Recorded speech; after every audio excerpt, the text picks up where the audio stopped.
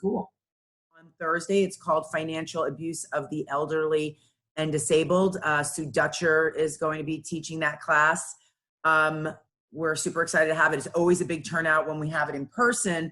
I'm sure the virtual class will be well attended as well. Let's see, what else do we have coming up? We have any other education? Michael Duhovny, I know, is coming up in... Yeah, that's going to be early May. Early May. Okay. He always brings great education to us. He's going to be doing a foreclosure class. Yep. And that class is going to be this Thursday. The financial abuse of the elderly and disabled is this Thursday. Which is obviously an important topic right now. We want to make sure everyone's kind of taken care of. Absolutely. Guys, think about some education that you might be interested in having, what you might be interested in learning about right now. And we'll do our very, very best to have it for you. Obviously it's difficult to find teachers to do everything, but we will try to do our very, very best. And thanks so much for the wonderful comments on our videos. We have been really enjoying doing them. So if you haven't checked out some of our crazy fun videos, go to our Facebook, our Supreme Title Facebook page. They're up. Oh, and we have them on Instagram, on YouTube. Yep. If you haven't checked out our YouTube channel, we have a whole YouTube channel. You can subscribe to us. Yep. We're trying to build that. We have 2 subscribers right now. We're doing great. But yeah, if you don't have time for that, definitely check out our Facebook and IG page. Yes. And we'll be doing, we promise we'll be doing a ton more videos. We're going to get them up. Thanks for all the texts and emails and phone calls. They've been great. So yes, they're funny. Definitely. Yep. So we are going to go ahead and without further ado, a little drum roll. And stay to the very end, because we're going to do a drawing. Yes, okay? we are. So this is Karen Michaels with She's Chicago awesome. Title. She's amazing. We love having her with us. And we so appreciate her. Thank you, Karen. Are you there? I see your screen and just is shared. FYI, guys, ask questions. Social media is ever changing all the time.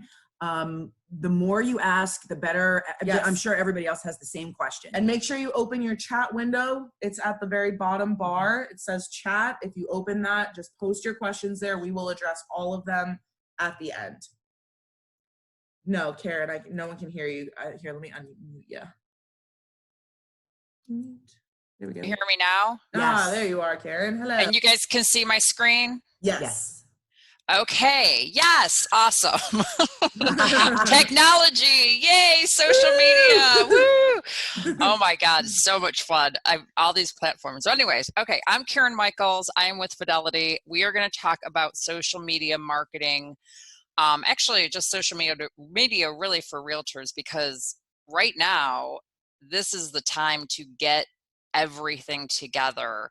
We're all working from home. We have time on our hands. So making sure that you guys have the right presence is going to be really important, especially when we're talking about the new norm of how we do real estate, because it's not going to be in person as much anymore. You need an online presence. So we're going to kind of review some of the different things. I have a couple other things to talk about because obviously we are in this pandemic, and there are some other tools that have really come out of the woodwork that are really going to be helpful for you when we're talking about open houses and things like that. So to get started, okay, my screen, come on. Okay. So it's no longer an option. Like I said, this is absolutely necessary for any business to function in this day and age. I have a friend that does online marketing, and that's, he's just pushing it right now because people can't go into stores. People can't go into a realtor's office. People are looking online for stuff, whatever it is, and they're looking online for homes. And when they are doing their search, they find a house, they're going to find out who that realtor is, and you need to have that online presence, because this is really, truly, at the end of the day, I always compare it to like online dating. This is your first opportunity to show somebody who you are. Just like you do with online dating. It's like you're meeting somebody online, you meet them in person. Is that the same person you've been talking to online? That is the whole point of social media marketing, is you need to be authentic, and you need to kind of present who you are to create contacts and followings. So For the most part, buyers go on social, they use a bunch of different social media tools. Facebook obviously has ads, Instagram has ads, Nextdoor app, all of those things are all the tools that buyers use to look for homes. And actually there is a study that the National Association of Realtor does every year, and they said 50% of buyers look online for homes before they even contact a realtor. So things to think about, having that presence, and what does your page look like, and what are you doing? And we're going to give you some tips on how to set stuff up. And I'm sure most of you probably have everything, Facebook, Instagram, Twitter, whatever it is, but are you using it to its best ability? And like I said, now is the time to get it up and running, because this is, we're all online. Trust me, all these webinars that I'm doing, they're slowing down because everyone's on the internet. So we've got what buyers are looking at: Instagram, Facebook, Trulia, Zillow. We're going to talk about reviews. Reviews, you want to Google your name. You want to see what reviews are out there, because reviews are so important. Everyone has an online presence. That's how we find out who's good, who's not, are through reviews. And we're going to talk all about that in a minute. So the social media, the point is really you want to give a glimpse of who you are, your style, what your interests are, because that's what you're gonna draw people in that have the same or similar interests. Using social media, they can focus on what they want, and instead of going all over the place, we have targeted demographics and things like that. It's cheaper than print media for the most part, and you reach a lot more people. So let's get into, the other reason is 66% of new home buyers are millennials, and 76.8 millennials use social media. Millennials are the largest group of home buyers in the US. So great group to target, and they are the ones that have invented social media. So they're the Facebook, the Instagram, all of that. They know how to use it. So you need to know how to use it as well. Just a quick snapshot of what the social media platforms that are used in business. Facebook is obviously used the most. LinkedIn, Twitter, YouTube, Instagram. We're going to talk about those 5. And you have some other ones down there as well. But Facebook obviously is king. Everybody's on it. Even millennials who are like, may not go on it as much as Instagram, they still have a Facebook account for the most part. So how to get started. You've got 6 quick and easy steps, and we're going to talk about each of these: establishing goals, picking platforms, developing content, optimizing your profile, scheduling, interacting, monitoring, and then tracking and measuring your success. All of these are really important to help you get started. And like I said, even if you have these, your platform's already set up, go back and think about these things. Go back and think about what goals you're trying to achieve. I know a lot of people just create a Facebook page, throw it out there, and they're like, I created one, but there's work that has to be done. This is your marketing. So you have to follow up and you have to do all of these things. So establishing goals is the first one. What do you want to get out of your social media efforts? You want to deepen your existing relationships. You want to highlight your character and your competence. You want people to know that you're good at what you do. And you want to stay at the top of the minds of people in your database. So, and when we're talking about your database, you're constantly going to be growing it. So you want to make sure that you are providing quality content, that you're proving that, I'm in the real estate business, I'm doing what I'm doing. And we're going to talk about posting and stuff like that, but it's really important to think about, what are you trying to present? And that's really your first goal. Who is the person I'm trying to present out to the world? And then you're going to focus on some of these goals. You want to pick your platforms. If you already have a bunch of them, maybe scale it down and just go back to Facebook. Facebook and Instagram, you can post and they interact between each other. You can post on one and it will go to the other. So that's pretty easy, but start with 1 or 2. And even if you have a bunch, start with 1 or 2 and just clean them up and get them, sort of robust and healthy. The easiest one, like I said, is Facebook. 67% of online adults use Facebook. So that's, that's people that are buying houses. You've got a huge chunk of the population. And that's everyone. That's from your silent generation to your Gen Z. All of these people are on Facebook. You want to develop a content plan. Content is really, really important. Top three things: you want to provide value, you want to encourage engagement, and you want to build trust. So providing value, you don't want to just post things that are, I mean, right now I go on Facebook, it's one meme after another on the coronavirus. I'm like, yeah, they're funny, but enough. Like, I want to see people's kids, I want to see their dogs, whatever. Or I want to get some like fact-based information. Most people get their news from Facebook. Scary but true. So, if you're providing value out of, real estate intel, whatever it is, you're already a step ahead of most people. You want to encourage engagement, which means you want people to like your stuff, to share it, to comment, whatever it is. And so we're going to talk about all like, how to get people engaged or whatever, but think about those kind of things. And then you want to build trust, because like I said, going back to the beginning, this is online dating for you. If you don't know somebody, you need to build their trust. You need to show that you're an authentic, person, that you're a skilled realtor, that you've got their back and you can take care of them. So the posting rules, you've got an 80-20 posting rule. 80% should be about lifestyle tips, who you are, client social interests. This is where you really want to show you as a person. This is your first opportunity to meet somebody. They don't know you until they actually meet, or, until they actually physically meet you. And in this day and age, you may never meet them in person. So this is the chance to show that, who you are. 20% should be about your real estate business. So, to kind of make it simplified, most people, when they hear realtor, they're like, oh, they help me find a house and they do the contract. They do not know the in-depth stuff that you do. Do they care? Probably not. But for the most part, you want to, give them a taste of that. Like, these are the services I provide, but you don't want to make that your whole focus of any of your platforms, because truthfully, it's not about that. It's about who you are. Do they trust you with, the biggest decision of their life is purchasing a home. So they need to be able to trust you. That's what you need to focus on when you're talking 80-20 posting rule. You want to optimize your profile. Make sure your profile is completely filled out. I just did this the other day. I was, we're all doing takeout and delivery or whatever, and I wanted to call a local restaurant who doesn't have a website, so they have a Facebook page.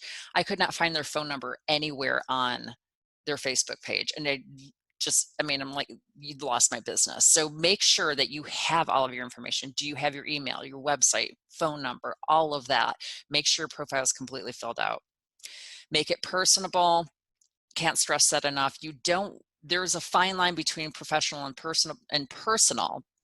This is personable. So your Facebook page, you have to think everything that you're posting, you're who's seeing it. You can keep things private for family and friends or whatever it is, but anything you're putting out there, it has to be professional enough, but you also want that personal touch. So it's just a matter of figuring out what is that, where is that fine line. Contact info is accurate, up-to-date professional photo. I am notorious. My headshot's like 10 years old. I know I need to get a new one. It's the same thing for you guys as realtors. I see it all the time. I see these beautiful realtor photos, and I meet the person like, oh yeah, I can't stress this enough. This is online dating. If you've ever done online dating and you've seen the picture of somebody, then you meet them in person, you're like, oh my God, no, this is over. That's the same thing with this. For a realtor headshot, you want up to date. So when they meet you, they're like, oh, this is the person I've been talking to online. You want your links to your website. Websites are tricky. People are like, do I need one? For the most part, yeah, as a realtor, if your broker offers them or offers the tools to do it, do one. You have all your contact information on there. You can have all your services, everything like that. Because what happens is and I'm sure you all do it too, when you start talking to a service provider, whatever service it is on a social media platform, or even, you find them on Angie's List, you're going to go to their website and find out more information. Websites, the problem with them, it's hard to change information all the time. And that's why your social media platforms they're much more active, where the website's a little more static. So you just put your general information on it, but have one. They're not that expensive. Or if you're, like I said, your broker offers one, do it for sure. And on that, you want to dive into the details of your real estate business. And in terms of that, it's not so much the services you provide, it's you want, people saying, you want testimonials, you want to rate your success stories. This is the percentage of stuff I got closed, above, purchase price, or whatever it is.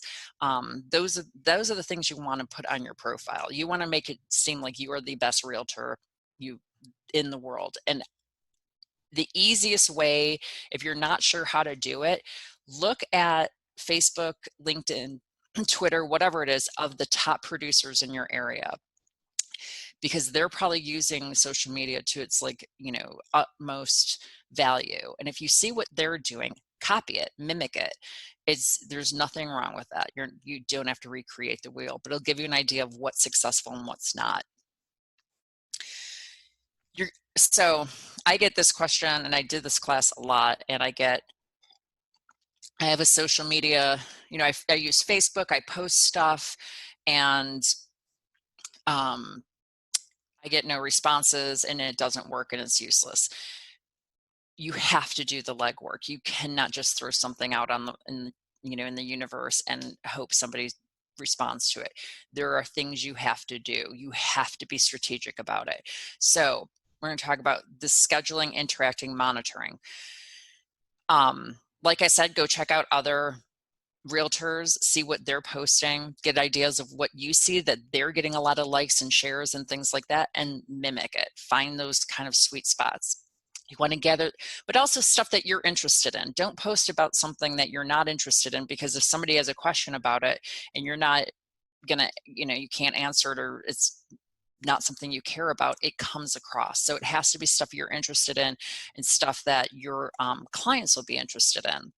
Because one of the key things too is, who do you want to market to? And we have, if you're talking about millennials, what are their interests versus a Gen X person or a baby boomer?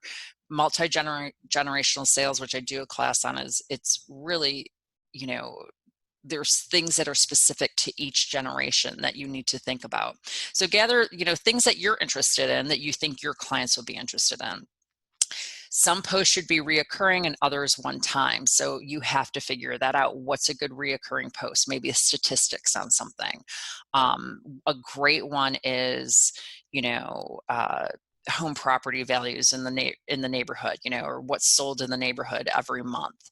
That's a good reoccurring one. One time might be an article on something. And you want to think in categories. Who are you marketing to? Do you want to talk about listings, buyers, sellers, local community? Talking about your local community is a great sales point too. So that could be a reoccurring one as well. But you have to, these are just tips and ideas for you. You have to figure out what works for you, and what you're going to be successful at. Because if you truly hate doing this, it'll come across. But we're going to talk about tools and resources you can use that makes it a little easier. So, I know we're all on our phones. We're all looking at social media posts, especially now because we have a lot of downtime for the most part, but you just want to make sure that you are being authentic in whatever you are posting and it is interest to you. So you want to schedule, you want to commit to a posting schedule. And that can be, I post every Monday, Wednesday, and Friday at 9 a.m., whatever it is, commit to it. Put it on your calendar.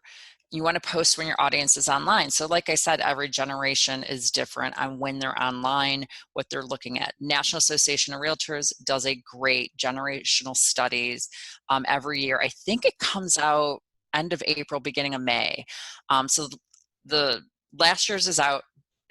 Like I said, I have tons of information on it, but read through it. It's there's graphs, there's all kinds of things, but they talk about some of this online marketing too, and about, who's looking at what and when and where. So things to think about. So if you are targeting millennials, which is the largest home buyers, when are they online? Are they online, later in the evening as opposed to middle of the day? Are they online all the time? There's a lot of, tools out there that can help you determine that. Or if you're targeting, silent generation, they're probably online early in the morning. You want to test different posting times to find out when you're going to get that engagement. So maybe 9 a.m. is not working. Let's try 3 p.m.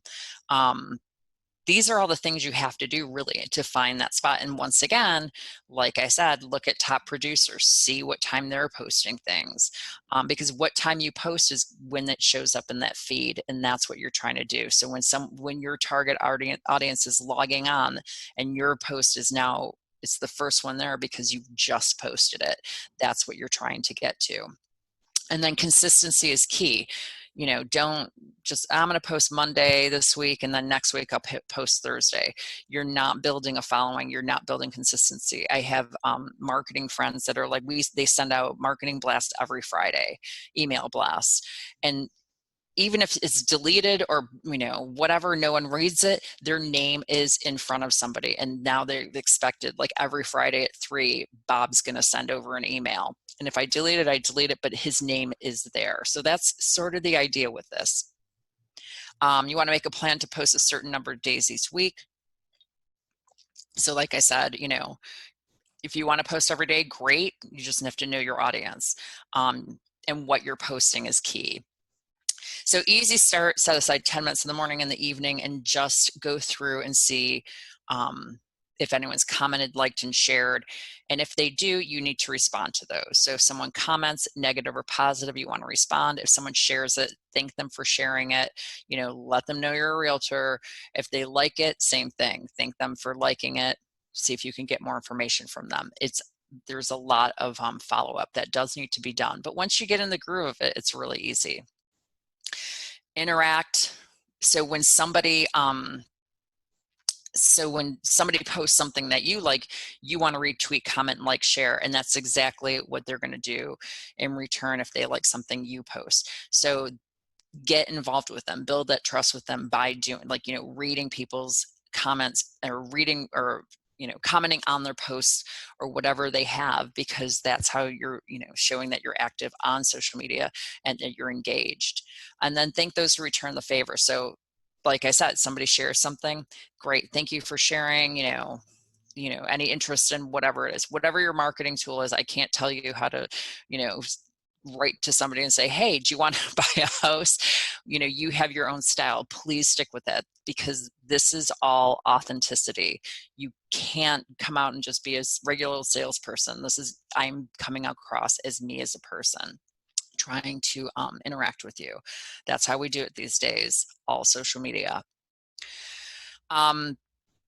Key thing is people viewing your properties are likely to be in the same area as you. So make sure you are sharing local information, local news and events. I've got a realtor here in Winter Park, and then she's a runner. So she will post things on any 5K or any, running events or any local community event. And you think that she's like the mayor of the city at this point, but it's fantastic. That's the kind of stuff you want to do. And that's what we recognize her. She knows this community. She's reached out to, if I want to move, I'd probably call her. Info on local property price changes. Like I said, that's great intel. 46% of Americans use social media as a news source, so you want to contribute to that by providing some good news information. There's a lot of information right now, even like any of this COVID-19 stuff. What's the county saying now? Are there curfews? Are there certain requirements? What are the hot zones? We have over here in Orange County, they gave a list of all the zip codes that are technically the hot zones. Post that kind of stuff. That's really good information. You want to monitor it. Like I said, you want to make sure that people are liking, sharing. And then if they're not, you want to change your approach. The more likes, shares, number of followers, all of that stuff, that means you're you're successful at this. And it is a work in progress. So some things may work, some things may not. You just have to figure that out. You want to figure out the best times to post. Like I said, try it out. Maybe try, you're going to do Mondays at 9, Wednesdays at 3. Which one works better? And maybe 3 o'clock's the sweet spot. And then what types of posts generate the most interest? You have to follow all of that and make sure that you are posting what people want to see. Otherwise, this is completely useless. And I get, like I said, that one guy was just like, I post stuff all the time and nobody comments. It's like, well, obviously it's not information that anyone wants. And it's tricky. And easiest thing, go see what your competitors are doing.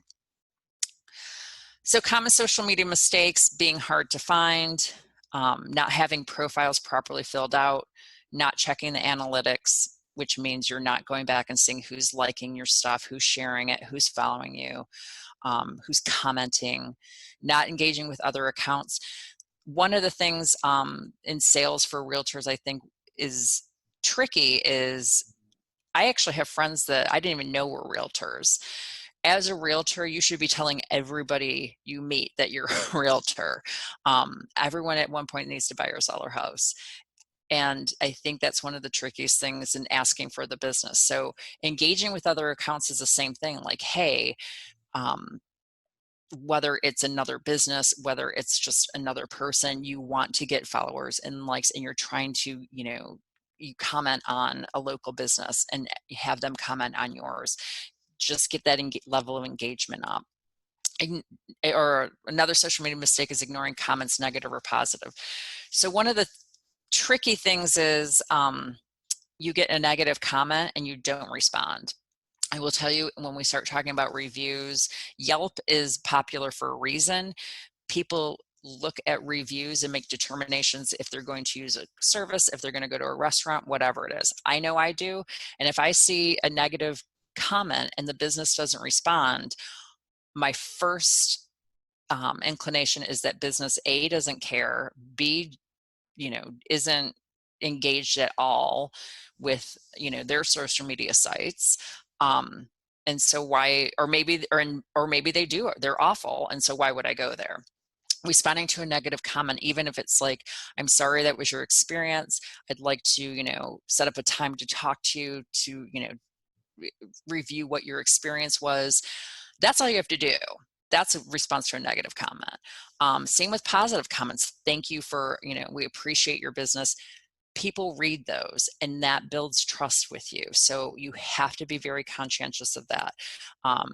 You don't want to just delete negative comments. You want to address them. You address it, it comes across that you know what you're doing and that you care about your business and you care about somebody's opinion of you. Once again, we are all on social media. That's how we meet and talk to each other, or online, or whatever it is. Talking in person, even talking on the phone, is so outdated. I mean, it's kind of coming back because there's, not a lot to do these days, but think about it. I mean, that's you're just trying to come out across as a professional person, and you take accountability for whatever happened. Time on social media platforms, average time for people at YouTube, about 40 minutes. This is daily. 35 minutes Facebook, and I can tell you this amount's probably increased over the past month or so as more people are working from home. Instagram, Snapchat, Twitter, those are about average times. And that's across the board. So generationally speaking, you probably got millennials on Instagram more than 15 minutes. Baby boomers, maybe on Facebook a little longer, whatever it is. But this is average across the board for all generations. So let's get into some of the different social media platforms. Facebook, everyone should have a Facebook account. They're easy, they're free. There's so many tools they offer for you to use, especially now with this whole, maybe virtual open houses is what you're doing. Facebook Live is a great tool. But what you want to do on your regular Facebook page is these are some of the, you want general real estate intel. So what's happening in the community, statistics, home decorating tips, style guidelines, things to think about. You want trying to build that, remember that 80-20 rule, 80% about lifestyle, who you are. You're kind of trying to show that through your posting.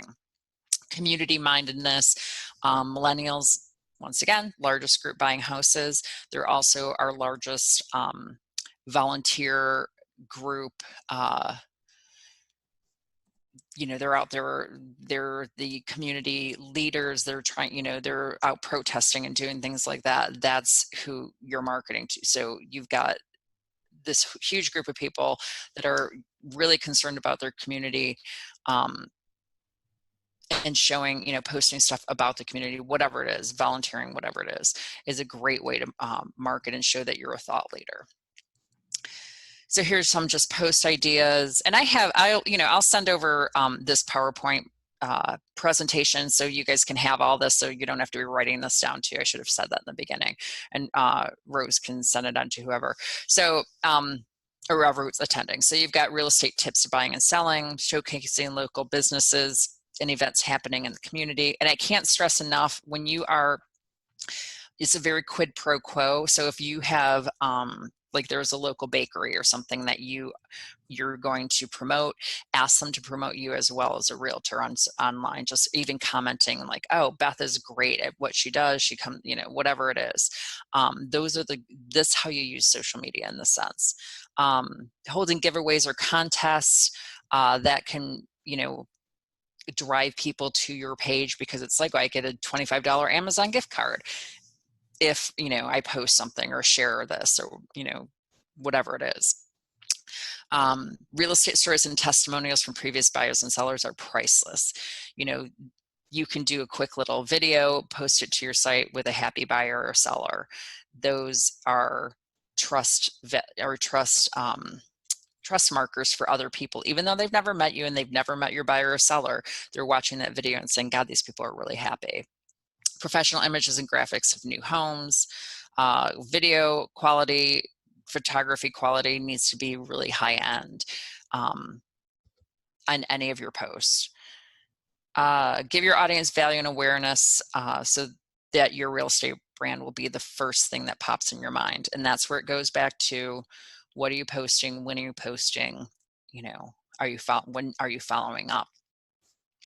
So here are just some of the tools that Facebook has to offer. You've got Facebook Live, which is, well, we're going to talk about that. Marketplace, ads, groups, Facebook Story, Facebook Services. So Facebook Live, this is absolutely invaluable right now, especially because there are no more, you're holding an open house and people are tromping through the house. We don't, you know, we have social distancing. We have, you don't want people coming in and touching doorknobs and all that stuff, and spread, if they're even a carrier, whatever it is, you don't want that for your seller, for the house you're listing. So these open houses on Facebook Live have been huge. And it is truthfully, like, you just go in, you know, your seller, you go and sanitize whatever you need to sanitize, and you just walk through the house doing a live tour. You post it on your site. You send out invites to all of your contacts to watch the Facebook Live open house. They share it, whatever it is, you know, if they're enjoying it, it's on your Facebook page for eternity. They can do Q&A, but it's really the way to go. You can hire, you know, a third party to go in as long as your seller agrees to it, and as long they have the whole COVID-19, you know, putting the booties on, sanitizing their hands, not touching anything, whatever it is. But this is going to limit who goes in the house, because clearly you don't want people in anyone's house anymore. So an open house through Facebook Live is really the way to go. There's other tools too, like Zoom, like we're using right now, that you can use. But Facebook Live, if you've got a Facebook account, it's perfect, because that's already going to be posted on your site. Marketplace, this is where you can include your photo, property description, all of that. This is where you're going to be listing your homes as well. And you can also link it back to your Facebook Live open house. People can comment on it or ask questions or whatever. You're just going to respond to it. So it's a good way to make a connection. Facebook Marketplace and groups. So with Facebook, they have these things called groups. Most people are on groups. This is where you can create your own group, or connect with other brands. Over 1 billion people use at least one Facebook group. So you can create your own. You can search location and neighborhood, hit groups, see what's out there, post your marketplace ads to those, create your own like real estate for sale in whatever city you're in. But these are all things on Facebook that are free that you can use. I mean, there's certain price points for advertising, which it just depends on what you want to do with Facebook. So Facebook ads are your paid social media. You can target who you want the ads to go to, and it can be age, demographic, custom audience, behavioral targeting, those likely to move. And that means somebody went on, did a Google search of homes for sale in, Orlando, and Facebook hunts those people down, takes it, and then that's your Facebook ad pops up on their thing. And they can be anywhere in the world. They can be anywhere, any age, whatever it is. But with like the demographics, so we live in Florida, there's a lot of people that are moving down here, to get out of the cold, especially in the winter. So maybe in the winter you post, your demographic are people in, Michigan, it's freezing up there. They want to move down to Florida, or they're looking for a second home. Those are things, that's all going to be your options in Facebook. And once again, it all depends on how often you want to market. You'll find out if you're getting any return on that investment by getting responses or getting likes or shares or things like that. So you want to be transparent, realistic imagery when you're doing your ads. You want to up your ad spending during peak times. That's all the analytics Facebook can figure out for you. You want to put your testimonials and reviews, using videos also, whether it's just your Facebook Live open house or drone or whatever it is.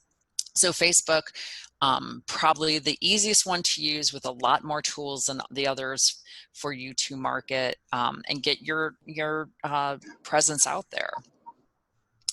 There's also LinkedIn, and everyone says, well, LinkedIn's a business to business. Well, business people buy and sell houses, or, buy and sell houses too. So great place for referrals. You have 1 in 3 professionals who have a LinkedIn account. You want business to business referrals, or you're just posting stuff as a realtor. You've got, people, like I said, people are moving in Florida. You open up your presence on this site to drive more business. This is also a great place for blogs, and we're going to talk a little bit about blogs. And blogs are, they don't have to be you're sitting down and writing some monologue on real estate. You can find information from a lot of sources that you can just recreate it, put your name on it, and throw it out as a blog. But blogs are really a great way for people to learn something about, something they don't know about. I read a lot of blogs, or, if you type in Google something, it'll pull up 8 million blogs.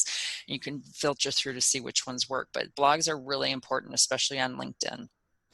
YouTube, 1 billion users monthly. Almost a third of all the people on the internet use YouTube. You've got 5 billion videos watched daily, 300 hours of video uploaded every minute.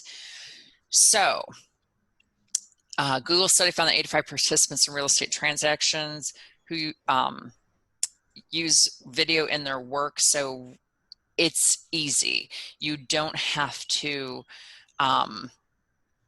it can be an open house. It can be a Q&A, and we're going to talk about the different ways you can use video. But just think about that. If you're not using video already, what you can do to kind of create that presence on YouTube. And all it is you can create your own channel. You can dedicate a channel with neighborhood tours, or you can dedicate a channel to your neighborhood. And on here, you're just trying to get across, once again, that you are a thought leader, what your skills and expertise are. You want to show your client testimonials.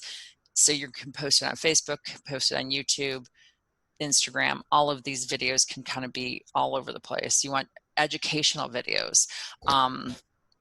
Easiest one I can think of as a realtor is, what are the top 5 mistakes for a seller, or top 5 tips for a new buyer, things like that, and really short little 3-minute videos. But when someone's doing a search of, like, first time home buyer, and they're going to go to YouTube to watch a video, yours might pop up.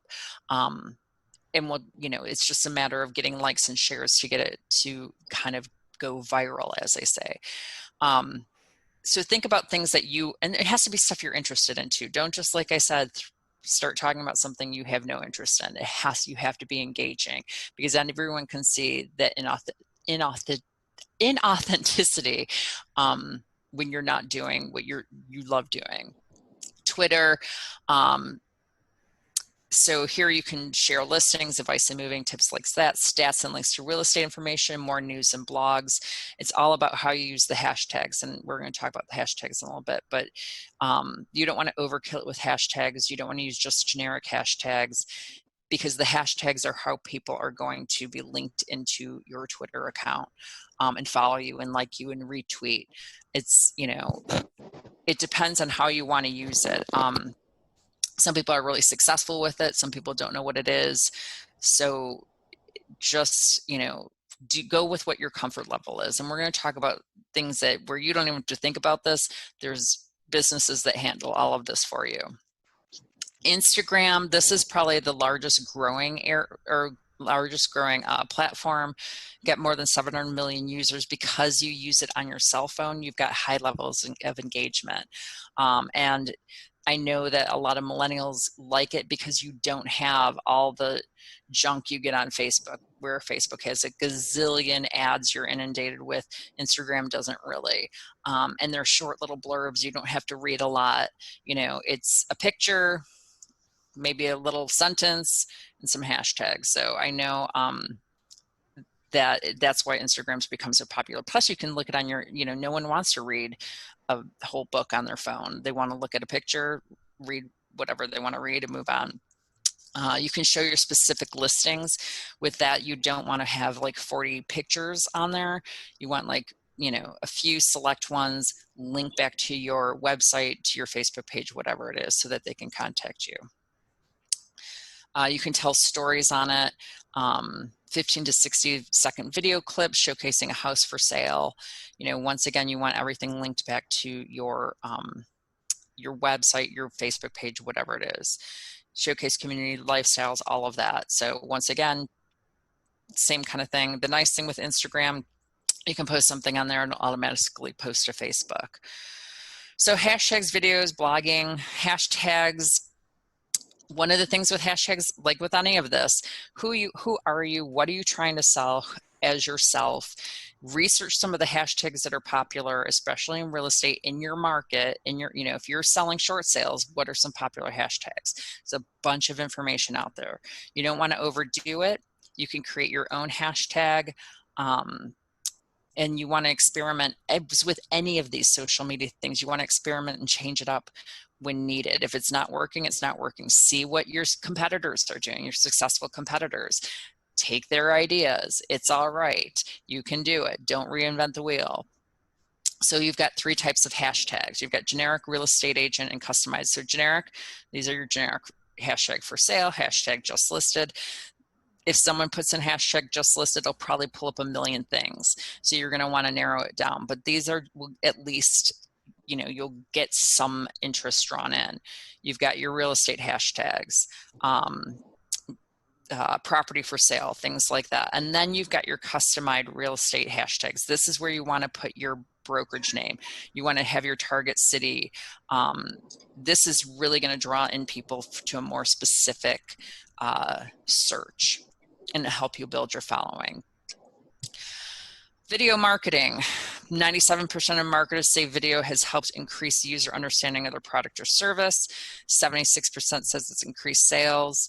Listings with a video received 403% more inquiries than those without. So videos are priceless. People want to go do a virtual tour of a home, you know, before they even go see it. And right now, no one's probably going to go see it. So they're going to want that virtual tour. So videos are essential for your business. You can, you know, you can post them on all of your sites as well. So get, if you have resources at your company that you can use, great. Otherwise, get, you know, iPhones are pretty good, or smartphones are pretty good with videos. Just make sure they're good quality. You know, practice it a couple of times before you post something, but make sure it looks good before you do it. Top 10 ways to use more videos. Introductions are about us, listing videos, in-person videos, virtual open houses. Got a list of these, educational videos, testimonials, market updates, all of those things. Like I said, I'll send over this PowerPoint so you guys have this information, but just things to think about. And you don't have to do all of these. Do the ones that you're comfortable with. Definitely do testimonials though from buyers and sellers. I can't stress that enough when we talk about reviews. Blogging, this is where you're going to show that you are knowledgeable, you're an expert in your field, what your skill set are. Buyers and sellers, if they're going to read about the real estate industry, like, oh, Mary's fantastic, she knows exactly what she's talking about her market. You do not have to recreate the wheel on this one for sure. There's Inman Real Estate, Zillow, they have blogs, and there's tons of information out there. There is, when we talk about some of the tools that are out there for you to use, there's Hootsuite, which you can buy content. You can buy information that they'll write a blog for. So you don't have to write a whole thing. You can find other information and just put your name on it, essentially. So blog post ideas, you know, Google these tips for homeowners, what they should know, post about the neighborhood, and what would you want to know? Because that's what it, as with anything, this is going back to who you are as a person. You want to come across as authentic. It has to be something you care about. Time management, average time to successfully market is about 6 hours a week. You know, so that's got 10 minutes in the morning, 10 minutes in the evening, couple hours in the weekend to get stuff organized. You really want to make sure you're following up with messages and stuff like that. So here's just some tools for time management. You have free stock photos to help you create some marketing stuff. Infographics to help you marketing graphic, or to help you customize your social media posts. A lot of these are free. Some of them, you know, just depends on what you want. CRM platforms, these are client relation management platforms.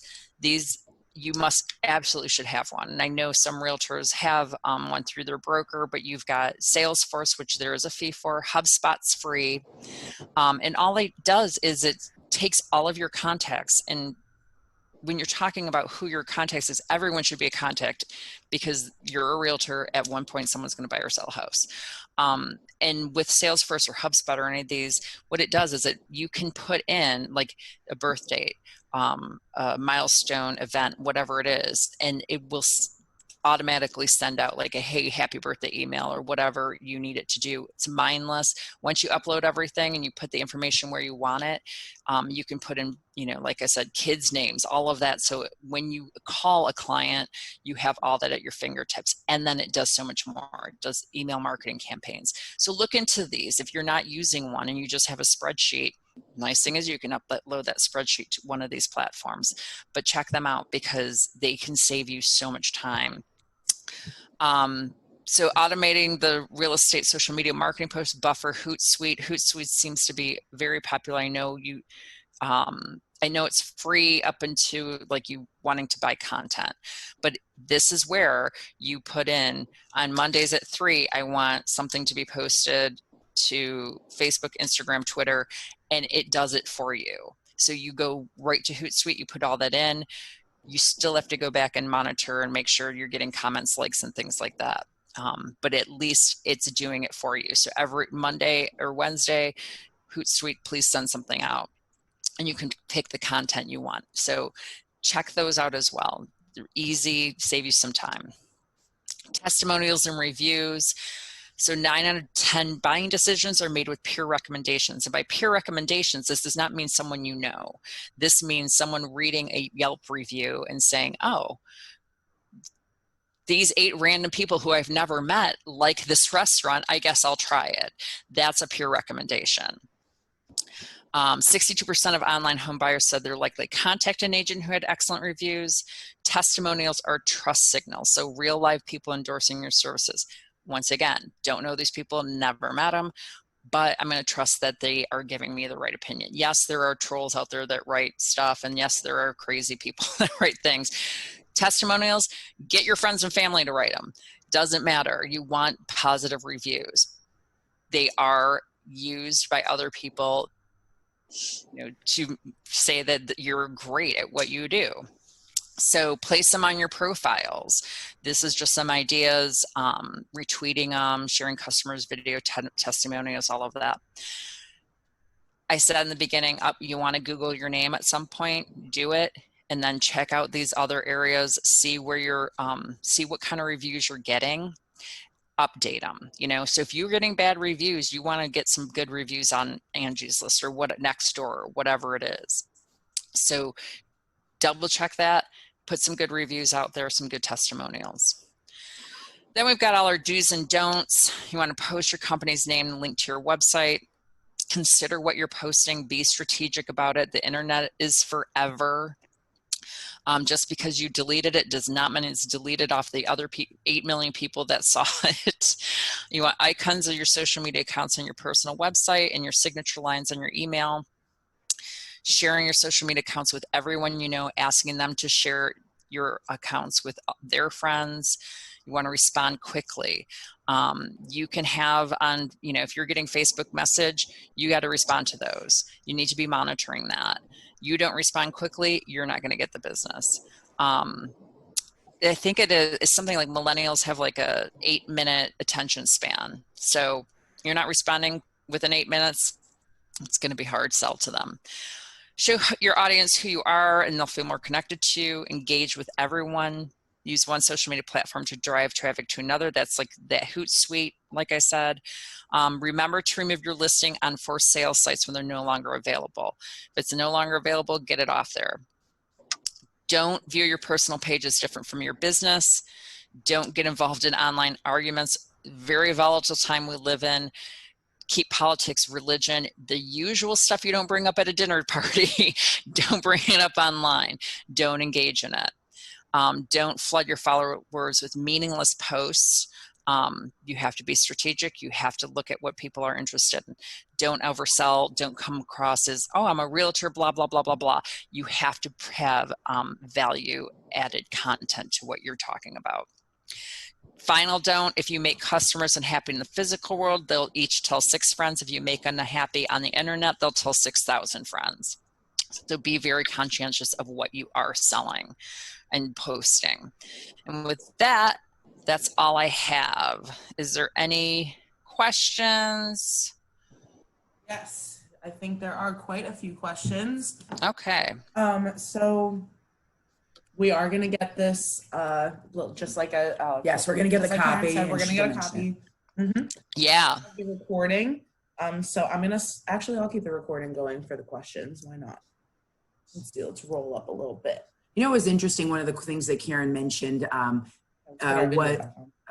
of the things that Karen mentioned that I found interesting was about the positive posting. Now, it's great to have positive posting. I'm a big believer in that. But like my digital marketing person always says to me, she's like, it's not the worst thing in the world to possibly have 1 or 2 bad posts, because then it seems very authentic.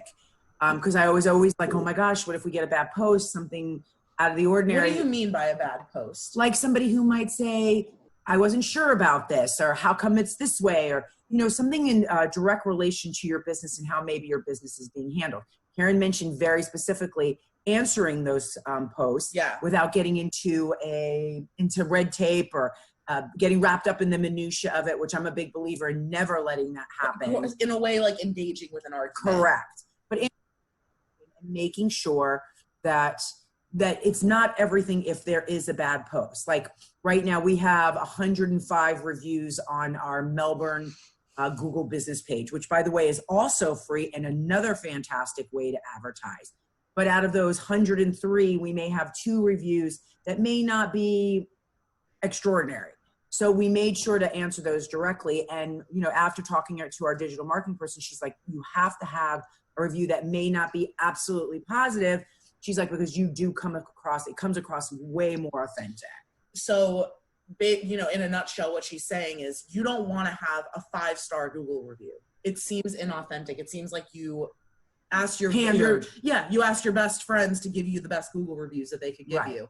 But if you have a 4.8 or a 4.6, something like that, it lets people know that you do good business, but there are those handful of imperfections, just like in regular people and everything else. Rosie, I'm a big believer in 4.8 and above. You know, so let's go into some questions and let's see what we got. So Marty asked, should that 8% of social posting be on your business page or your personal page? What was the question? I missed the first part. Should that 80% of social posting be on your business page or your personal page? So this is for your business page for sure. But if you only have one page, then technically, you know, so here's like Facebook. If you have just one page and you want to keep it that 80-20, but if you want to post stuff like, you know, for your family or whatever, you can set up a private group and post to that and have that information go there. But you always need to be thinking that 80-20 for your professional business page.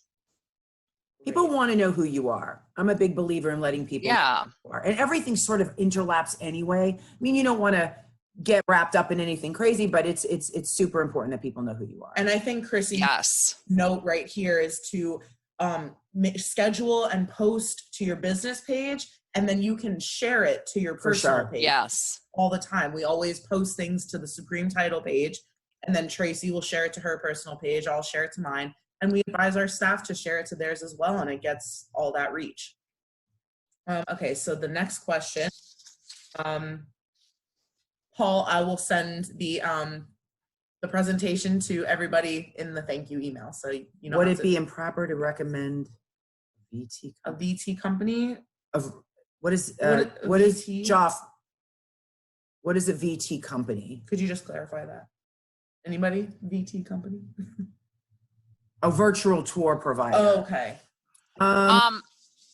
There's a bunch of them out there. There's actually Inman just did a conference, you know, Inman Real Estate. Anyways, they're a huge trade organization, and they did a conference, and they had one on, it's called Photo Perfect. So that one they really liked, and I'm not promoting Inman. I just know that they're a huge trade organization. One of our marketing guys was out at it and said it was a really cool site. So Photo Perfect was the one they used. Oh, cool.